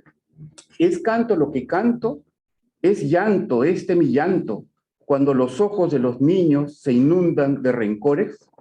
Es llanto este mi llanto, es canto este mi canto. ¿Pueden las viudas de Vinchos sonreír alguna vez? ¿Pueden las viudas de Cangallo ser felices de cuando en vez? ¿Pueden sus vientres benditos concebir hijos de perros? ¿A quién van a acudir palomas solitarias si son como árboles silvestres que ya no tienen a nadie? Aunque me maten, sabré levantarme. Aunque me cercenen los pies, sabré pararme. Alcánzame tus manitas, raudo es mi camino. Te deseo suerte, Huamanga del alma, nos levantaremos. Degüellan mi vaca, se llevan mi radio y me dicen, concha tu madre, viva la patria. Esta composición socava el discurso patriótico, oponiendo a la retórica de la unidad fraternal el testimonio de una realidad violenta. Sus imágenes no se construyen desde el despertar de un peruano agradecido al cielo, sino desde la rabia de un peruano o peruana históricamente indignado por la humillación sufrida de manos de quienes decían representar a la patria, en este caso los soldados, y que en vez de cumplir con el deber de protegerlos, terminaron arruinándolos. Estos últimos minutos quiero dedicarlos a dar a conocer los testimonios del propio Carlos Falconi, que con su claridad meridiana permiten comprender sus propios fundamentos como compositor. Lo cito al maestro Falconi. El panorama no cambiaba en ningún lugar donde se llevaban a cabo los hechos de violencia. Había que crear las canciones que oficiaran de corresponsales de guerra con una carga emotiva que variaba en intensidad. Viva la patria, dice Falconi, es una canción que cuestiona el patriotismo mal entendido, el que se les imbuye a soldados que proceden del campo de origen humilde, cuando por órdenes de su instructor, que también procede del interior del país, bayoneta en mano, hincan a un perro muerto colgado en un poste gritando, muere Serrano, durante sus entrenamientos, para después matar y desaparecer a gente inerme, inocente, por simple sospecha. Por su parte, Carola, la hija de Carlos Falconi, a quien le agradezco por estos testimonios, señala lo siguiente para contextualizar Viva la Patria. Dice, era el año de 1987. Mi papá había recogido unas denuncias en pueblitos de Cangallo y Vinchos sobre campesinas que habían sido violadas sexualmente y que habían quedado embarazadas como producto de la violación. Mi padre pensaba que en medio de la guerra, si bien la mayoría de muertos eran varones, las mujeres habían quedado desprotegidas al haber fallecido sus esposos o al haberse enrolado en Sendero Luminoso o al haber tenido que huir. Entonces dice que el rol de las mujeres fue fundamental. Los soldados eran generalmente costeños que iban a la sierra y tenían una mirada diferente sobre esas pobladoras. Mi papá, en esta canción, parte de la historia de comunidades como Vilcashuamán, donde las autoridades eran avisadas por los soldados de que iban a ir y el encargo expreso que daban era que las mujeres tenían que esperarlos en las escuelas bien bañadas porque todas iban a ser objeto de violación sexual. Los cuerpos de las mujeres, dice Carola, eran también territorios de guerra donde ocurrían una serie de cosas terribles. Mi padre finalmente señala que hay una ambivalencia, esa ambivalencia en la que en nombre de la patria te agredo y se supone que a la vez debes terminar vivando esa patria. Es decir, eres parte de ella y de cierta forma no eres parte de ella. Para aclarar a las acusaciones que recibe Carlos Falconi, porque a él el ejército y las fuerzas del Estado lo acusan de ser miembro de Sendero Luminoso, dice lo siguiente, Carola, mi papá no avalaba ningún tipo de violencia, él conversaba con las personas. Al contrario, dice, la comunidad de estos artistas que estaban comprometidos con Sendero lo presionaban y le decían, maricón de mierda, ¿por qué no te integras? Y mi papá decía, yo no creo en ese discurso, no creo que esa sea la vía. Incluso señala cómo le entregaban poemas para que los musicalice como himnos o como marchas, que él se negó a hacer en algo que nos parece interesante. Dice, mi padre nunca aceptó componer por encargo. Termina Carlos Falconi con esta reflexión. Dice, comprobé que la historia de los pueblos está impresa en la canción popular, especialmente en el área rural, convirtiéndose al correr de los años en documentos a través de cuya lectura se puede levantar historias regionales, aquellas que no tienen el privilegio, entre comillas, de estar consignadas en la historia oficial, ya que esta es solo eso, historia oficial, siempre de espaldas a las mayorías. A manera de reflexiones finales, quiero decir lo siguiente. No contamos aún con estudios suficientes sobre la idea de nación que subyace en muchas canciones populares peruanas, pero podemos convenir en que proyectan imágenes múltiples, a veces opuestas y contradictorias, sobre el Perú, desde el Bello Durmiente de Chabuca Granda, sobre el que comentaba Manuel Acosta Ojeda, que era un equívoco, pues decía, el Perú no estuvo durmiendo nunca, hasta Chola Linda del propio Acosta, sin dejar de mencionar Cholo Soy, al margen de su autoría no peruana, los valses varios de Polo que ya hemos citado, la mulisa de Hildebrando Pérez Grande, Patria de mis caricias, los múltiples huaynos que compuso Jilguero del Huascarán, el huayno El Perú nació serrano, que estuvimos recordando esta mañana, en fin, hay una lista muy amplia. Las dos canciones que hemos comentado aquí aportan sendas visiones de la patria desde el amor y el rechazo, que permiten aproximarnos a las relaciones de poder, hegemonía, Estado y nación, partiendo de sus propias estrategias discursivas y valiéndose de estructuras musicales que contienen formas de representación social. Lamentablemente no hay aquí tiempo para hablar del fenómeno del discurso musical muy interesante que contiene. Polo y Falconi están proyectando formas de ideología que trascienden lo individual de sus propias narrativas y otorga significado a miles de peruanos y peruanas acerca de la nación, como un valioso testimonio que expresa desigualdades, conflictos históricos y frustración social. Finalmente, el vals de Polo recurre a la idea de reforzar el sentimiento de comunidad, invocando el símbolo de que todos somos hijos de la patria. El huayno de Falconi pone la sal en la llaga de las diferencias. Parece decir, patria, si en verdad fuéramos todos tus hijos, no nos tratarías como nos tratas. Tal vez debamos escribir un próximo artículo al que pondremos por título como el vals de Mario Cabañaro, todos los peruanos somos Perú, pero esta vez entre signos de interrogación. Muchas gracias.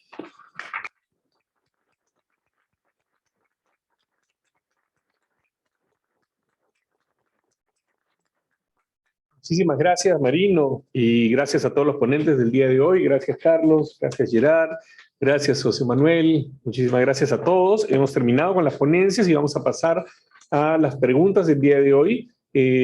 Como nos queda más o menos media hora y asegurándonos de que tengamos espacio tanto para las preguntas que tenemos en el Facebook como para las preguntas que quieran hacer aquí, vamos a tomar 2 preguntas de internet y luego pasaremos a las preguntas de los que están presentes, si les parece bien. Primero tenemos una pregunta para Carlos, de José Llorens. ¿Quiere decir entonces que las teorías de Helmholtz sobre las octavas, quintas y armónicos en general es errónea? Gracias. A ver, sí, gracias a José Antonio Llorens por la pregunta. No. Lo que pasa es que la octava es un fenómeno físico universal. Y justo voy a utilizar esta herramienta, este artefacto que ha traído el maestro para ilustrar la misma vara que... Serás negro. A ver, evidentemente, digamos, eso puede ser una cuerda o puede ser un tubo, ¿no es cierto? Y digamos que tiene 400 Hz de frecuencia. Entonces, si lo partimos por la mitad, exactamente va a dar la octava superior y cada una va a tener 200 Hz, ¿no? Pero ¿qué hacían los antiguos peruanos, en ese caso los Nazca? No dividían el tubo exactamente a la mitad, sino o un poco más grande o un poco más chico. ¿Por qué? Porque se buscaba una desafinación de manera intencional. Porque esa desafinación era justamente parte del temperamento de los Nazca. ¿no? Entonces, esa desafinación, siendo intencional, evidentemente reducía, ¿no?, las octavas, las quintas, los intervalos de tercera, los intervalos de cuarta, y que esto inclusive fue advertido ya por Bolaños, por César Bolaños en el libro Las Antaras Nazcas, ¿no? Entonces, él habla, por ejemplo, de terceras mayores grandes, o cuartas justas grandes, o cuartas justas más chicas en dimensión acústica, ¿no? Entonces, esa es la razón por la cual hablaba yo de que, o exponía en todo caso, esas diferencias de octavas que existían, o de los intervalos, ¿no?, de octavas, de quintas que habías puesto, ¿no? Y que no, evidentemente que eso no iba en contra de la teoría de Helmholtz respecto a las frecuencias de las octavas y las quintas, en fin, ¿no? Eso es un poco la respuesta respecto a esta pregunta. Listo, muchas gracias, Carlos. Y siguiendo con nuestro tema central del día de hoy, que es las varas que nos han asustado de Gerard, hay una pregunta de Mabel para Gerard que dice: la varilla que mostró, ¿podría explicar más y saber desde cuándo se utiliza y si todos los luthiers la utilizan? Bueno, a ver, no te asustes. Estos palos funcionan como una escritura, ¿no? Concretamente, que usan los luthiers, específicamente siculuriri, que es el término aymara de una comunidad. No sé si se utilizan en otras zonas, por ejemplo, de Bolivia, ¿no?, o de Perú. Lo que sí puedo decir es que funciona un poco a la manera del quipu, ¿no? Con sus nudos. Es una regla que permite con sus muescas indicar dónde se van a poner los huecos de los instrumentos, o en caso de sikus, la altura de los tubos, ¿no? Así funcionan concretamente. Lo que pasa es que vienen con una escritura realmente muy compleja. Acá no lo puedo evidenciar, pero es realmente algo que es difícil de interpretar si uno no tiene previamente el conocimiento del instrumento que quiere fabricar, ¿no? Es decir, hay dos etapas, ¿no? Y esto permite a estos siculuriris itinerantes tener manojos impresionantes de 50, 100 palitos, y ellos saben que en tal pueblo se fabrica tal instrumento de tal forma, en tal otro, ¿no? Así que son realmente reglas, para decir medidas, también se usa el término, para fabricar cantidades de instrumentos. Con el que tengo se fabrica moseño, estos instrumentos que pueden medir hasta 2 metros de largo. Esta es una medida de 80, es decir, que el instrumento central mide 80, pero vamos a tener un doble de 1,60, vamos a tener uno a la quinta, vamos a tener otra a la octava, y todos los huecos, todo esto está escrito acá. Para terminar y completar, dar un enfoque complementario a lo que acaba de decir Carlos, es que sobre lo disminuido o lo aumentado, que está efectivamente en poco varilla, ¿no?, que usan los artesanos, hay también otra técnica, es decir, fabricar en una tropa de 12 instrumentos, 6 que van a tocar exactamente en la norma, entre comillas, pero 6 que van a tocar ligeramente diferente, con unos huequitos diferentes para crear el batimiento. Y lo que da sabor a limón, que le dicen ellos, ¿no? Entonces hay ahí todo un universo de sonido que lo encontramos escrito ahí conceptualizado en las varitas, ¿no? Eso es. Listo, gracias, Gerard. Abrimos el espacio para ver si hay preguntas aquí. Una pregunta de Julio. Sí, yo quisiera hacer una pregunta a Carlos. Bueno, como tú has mencionado, tú sabes que la arqueomusicología es uno de mis amores pasados, ¿no? Y una de las cosas que a mí me llama mucho la atención es que dentro del campo de la arqueomusicología es realmente muy difícil generar un discurso científico, porque hay una serie de gente que trabaja desde una posición, digamos, o por llamarlo con todas sus letras, bastante esotérica y bastante poco profesional, ¿no? O sea, en los encuentros internacionales hay una cantidad de ponencias que la verdad no pasarían ningún examen académico, digamos, ¿no? Y uno de los grandes problemas es la terminología, y celebro que tú te esmeres en una terminología clara que te separe justamente de otras propuestas que no tienen ese rigor. Y justamente por eso me llamaba la atención que hables de instrumentos arqueológicos, porque ya desde mi perspectiva, cuando yo trabajaba sobre el Huauco, sentía que uno de los problemas de la arqueología es que, por supuesto, enajena el producto. Ningún objeto es arqueológico en sí, sino es arqueológico a través de la mirada del arqueólogo, ¿no? Y yo por eso decidí no trabajar sobre instrumentos arqueológicos, sino instrumentos musicales encontrados en contextos arqueológicos, que es un nombre demasiado largo, pero que pone bien en claro, ¿no?, que no estamos hablando de una categoría de valor intrínseco, sino de un valor añadido al objeto, ¿no? Entonces, retomando esto de objeto sonoro, ¿por qué insistir en esta idea de objeto arqueológico o instrumentos arqueológicos, ¿no? Y en el mismo sentido, ¿por qué hablar de arqueoacústica? La acústica es una sola, ¿no? ¿Y por qué mejor no hablar de arqueoacustemología, que es uno de los términos que tú también estás usando, ¿no? Gracias, Julio. Sí, ciertamente creo que ambos somos conscientes que la arqueomusicología es una ciencia también en construcción, ¿no? Está en un proceso constructivo en tanto sus teorías, sus métodos, en fin. Entonces, ciertamente nosotros de alguna manera estamos repitiendo ya lo que otros, como Garzalún y Ellen Hickman, ¿no? ya se han referido antes, ¿no? O sea, como artefactos sonoros arqueológicos, Dale Olsen igualmente.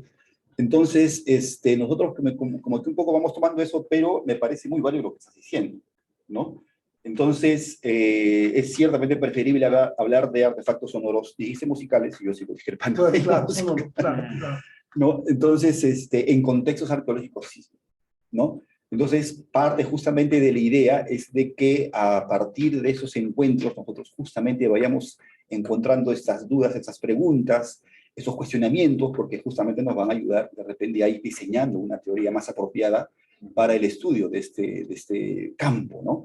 Entonces, por eso pido de que este primer seminario no sea el primero, creo que tienen que venir varios, y en los futuros seminarios seguramente vamos a ir ya entrelazando esas ideas, consolidando las propuestas, ¿no? De tal manera de que ya en un próximo, o de repente el próximo seminario no sea de musicología, sino de acustemología.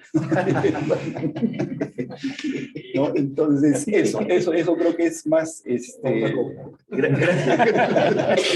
Por el tema. Eso sería. Gracias. Bien. Bueno, gracias, Julio, por la pregunta. Gracias, Carlos, también. Comentaría por media hora, pero me voy a controlar, porque estoy emocionado, no voy a decir nada. ¿Alguna otra pregunta? Más que una pregunta, un comentario. Entre las ponencias de José Manuel y de Gerard nos ha quedado bien clara la necesidad de fijarnos en la materialidad de las fuentes. En mi trabajo también me he encontrado con lo que José Manuel señala, el problema de las fuentes que no nos permiten trabajar. Lo he conversado con Raúl, que un gran hueco en los estudios peruanos es que no estamos investigando las fuentes escritas, ni tampoco las iconográficas, no solo del siglo XIX, sino que en general tenemos un hueco en nuestra literatura sobre este tipo de fuentes. A mí me ha pasado lo que le pasa a José Manuel con la música de salón, a mí me pasa, bueno, con la zarzuela, que estoy viendo ahora, y también con la prensa musical de provincias, que existió un importante movimiento de prensa musical en Cusco, en Arequipa y en Puno, y de los cuales no estamos abriendo esa línea de investigación, y sería muy interesante ponerlo en la mesa también. Claro. Hubo un duende en el sistema, en el PowerPoint, ¿no? Se borraron 4 imágenes del Cancionero de Lima. Bueno, no es tan grave, ¿no? Porque no me hubiera alcanzado el tiempo. Pero lo que acabas de decir es fundamental sobre lo escrito. Es decir, que en otra vida tú viste amores con la arqueomusicología, yo con la filología en la que me formé, ¿no? y cómo me ayudó la versificación, saber hacer cómputos, saber medir para entender lo que estaba escrito en el Cancionero de Lima y ver las influencias del romance del siglo XV hasta la fabricación de las parodias que estaban en el romancero, en el Cancionero de Lima, ¿no? Entonces creo que esta parte es fundamental, efectivamente, llegar a leer lo escrito, analizarlo para tener un elemento más, ¿no? de análisis. Claro. Sí, Aldo. Sí, yo tengo una consulta para Marino. Pero con respecto a lo que mencionaron, ya no. No, ¿puedo cambiar de tema? Libertad. Libertad. Me agrego a la playlist. Exacto. No, lo que pasa es que yo quería decir que esto de un hueco en la literatura es como una declaración tímida, ¿no? Es un huecazo, ¿no? Nada más. Es sobre la canción Contigo Perú. Es una canción que, bueno, me es inevitable pensar en un pasado muy reciente, ¿no? 2018, esta imagen masiva de un estadio completo en el otro lado del mundo, con un sentido de unión, podríamos llamarlo unión particular, ¿no? De esta versión no modificada, la versión original, o al menos una de las versiones originales, resignificada tal vez, ¿no? Reinterpretada, traducida en otro contexto. Y quería preguntarte, a partir de tu opinión, y si crees que es importante estudiarlo como algo nuevo, otra vez, o teniendo consideración de una continuación de lo que tú mencionabas. Es muy interesante. Claro, yo me he enfocado básicamente en el periodo del gobierno militar, el nacimiento de la canción en el contexto del gobierno militar y los usos que inicialmente le da ese gobierno. Pero efectivamente es una canción que luego comienza a cobrar seguramente otros sentidos, habría que ver eso, no. Por razones de la limitación del tiempo de la ponencia no he podido profundizar esa parte, pero lo que dices es importante, y además asociado nuevamente al fútbol, ¿no? Cuando el Perú clasifica al último mundial, hay un video así impresionante, es todo el estadio prácticamente cantando Contigo Perú, sin mayor protocolo, ¿no? No estaba al parecer dentro del programa. Eso es una cosa interesante, y también ocurre en la ceremonia de clausura de los Juegos Panamericanos, donde esa vez lo canta Gianmarco, ya lejos del formato criollo de Cabero, Avilés, ¿no? Con otro sentido, que es la forma como él canta, y que nuevamente tiene esta significación aparente, ¿no? De representar ese espíritu nacional. Entonces, lo importante aquí es cómo a lo largo del tiempo, desde que fue compuesto en distintos contextos, al parecer va cumpliendo, por lo menos para ciertos sectores, esa narrativa de unidad de los peruanos. Cuesta trabajo creer que una canción aparentemente tan globalizadora y convocante como Contigo Perú pueda tener algún tipo de reticencia o ser objetada en algún sentido.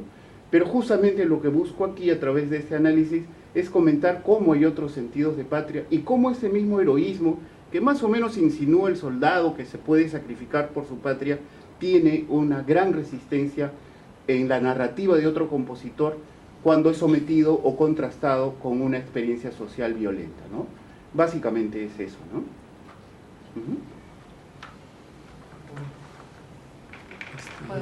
Abel, tuyo. Moneda. Es sobre el mismo tema. Ya, yo quiero hablar sobre llegar, entonces mejor. Sí. Yo quería decir que el tema de Marino nos plantea una pregunta que creo que es más grande, ¿no? Y que tiene que ver con todo lo que nosotros estamos haciendo aquí, ¿no? Estos 3 días, y que es volver a poner en tela de juicio la misma narrativa que nos vende la ilusión de que tenemos que tener una música nacional, ¿no? Y yo propondría la pregunta, ¿necesitamos realmente una música nacional? ¿No podemos tener músicas, ¿no? Que no sean nacionales, sino simplemente músicas que se hacen en el Perú, ¿no? ¿Por qué tienen que tener ese prurito de representación, su representación totalizadora?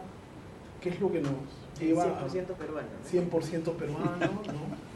Marca Perú. Etcétera, ¿no? ¿Por qué? O sea, ¿por qué? Bueno, no seas antipatriota, Julio. Sí, vivo Perú. Compone una canción antipatriota.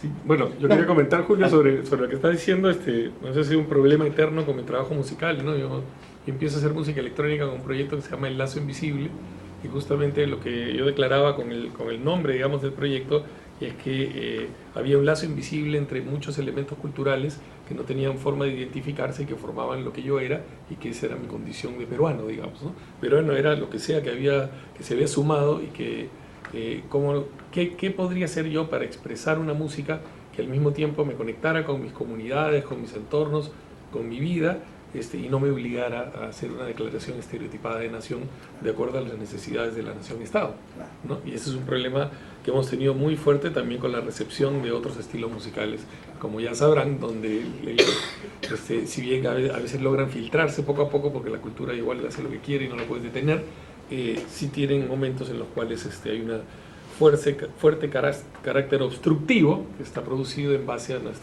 a estas percepciones nacionalistas ¿no? Que tenemos, ¿no?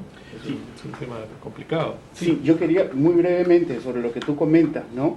Claro, suena un poco como un juego de palabras, decir Sinmigo Perú, que acabas de decir. Pues a mí me parece muy interesante, porque lo que dice Falconi, a diferencia de Polo, no es proyectar una canción que englobe el sentimiento nacional, sino que más bien desde su perspectiva es como un misil que está destruyendo esa imagen de cierto tipo de patria, ¿no?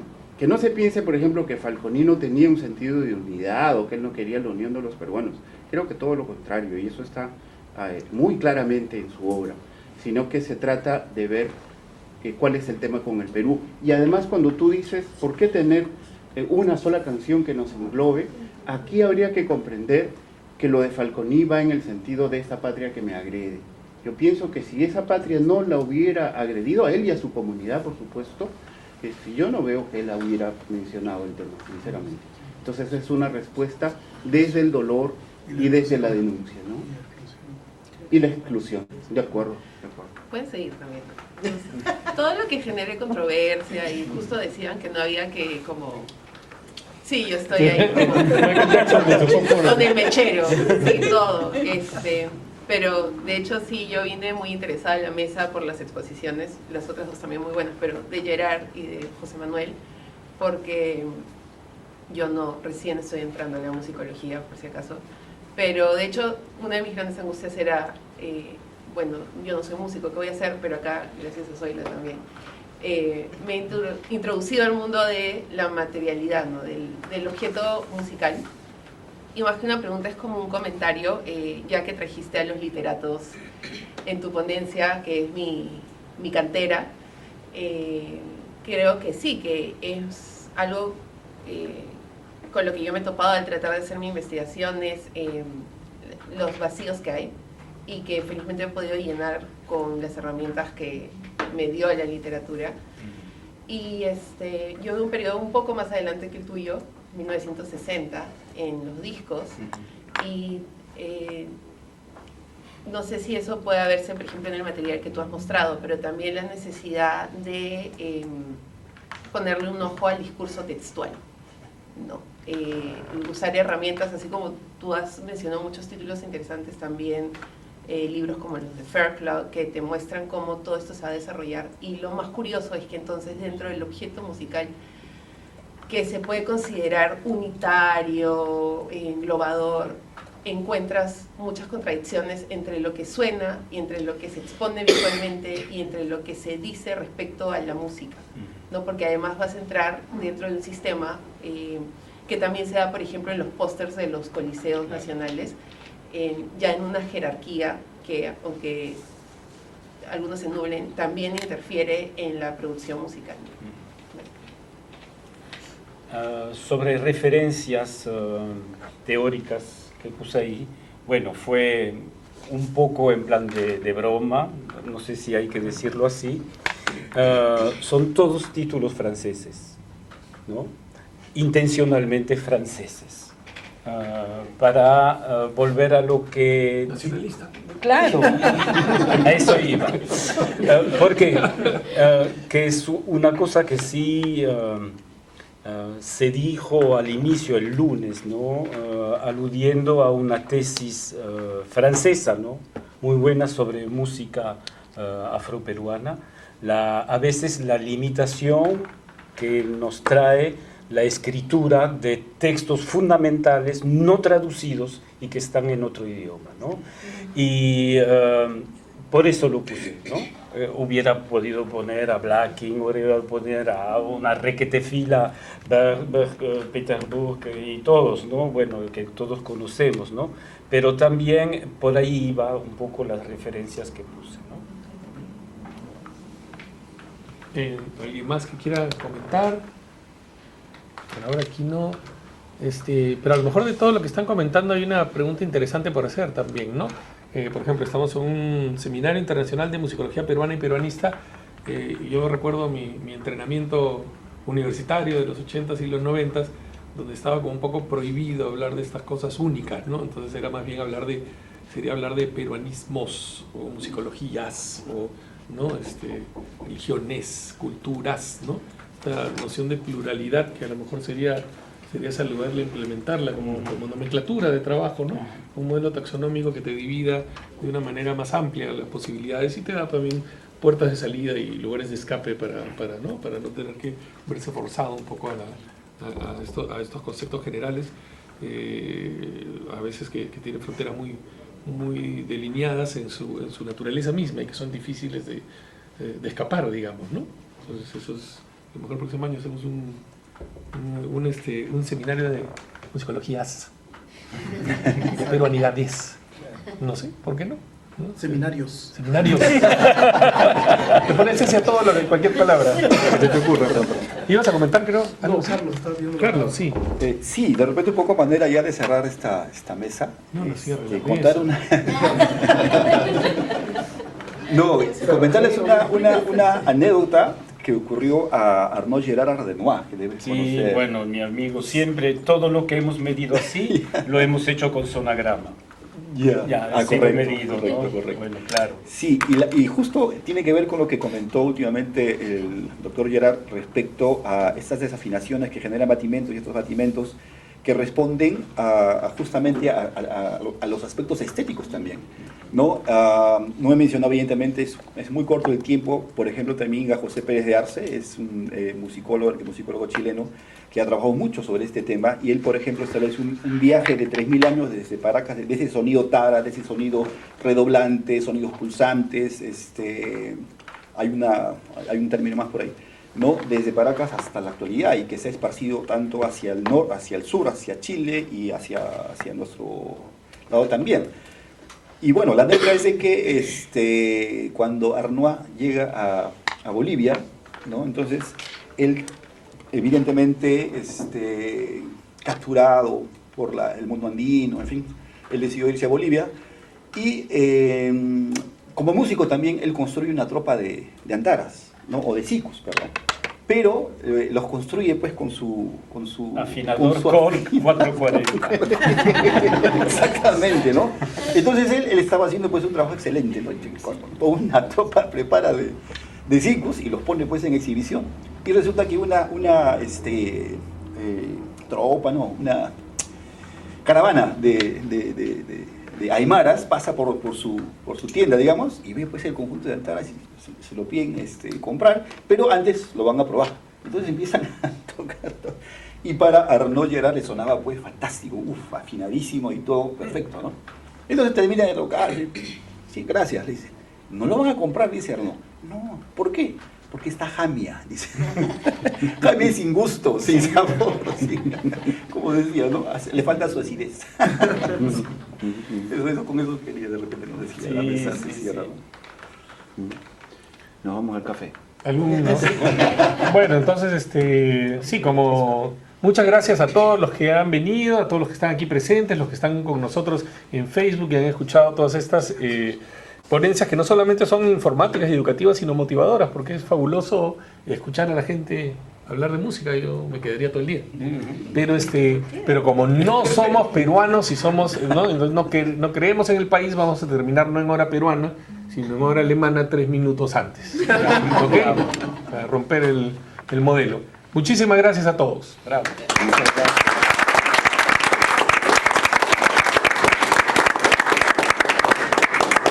¿No? son 30 años que trabajamos.